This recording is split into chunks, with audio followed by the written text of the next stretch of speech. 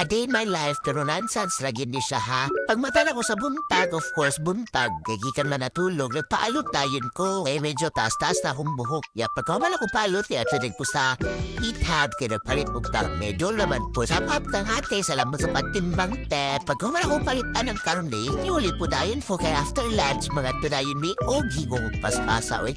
Ginhawa sa ako gamay ha. Kung ni sila akong mga kauban, paingon mi ani sa kaysano kay mag-grocery lang di kamay lambon mas kalaga ay panugan. Na mailip mi ani o baboy, baka, manok, iring, layon, elepante. Pasagon na kayo masagol, mas kemaon.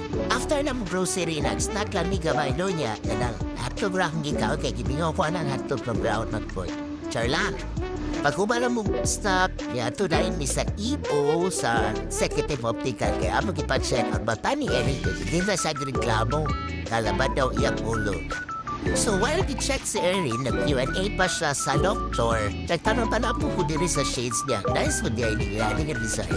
Mahalag wala po yung basta kanindot siya tanaw niya naman pinay.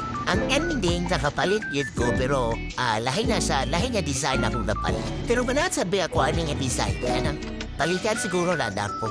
O na siyang tigkuan o tiging nga palita ka na siya nga daw. After check-up staring, gignan sa doktor na kanang dry eye siya so gipalitan siya sa kanang murag artificial tears. So bitawag ka na amot basta inana. After ano, nangulit tayo minad, patuloy na dula-dula na sila Erit sa gawas. So that's all for today. Thank you for watching. Bye!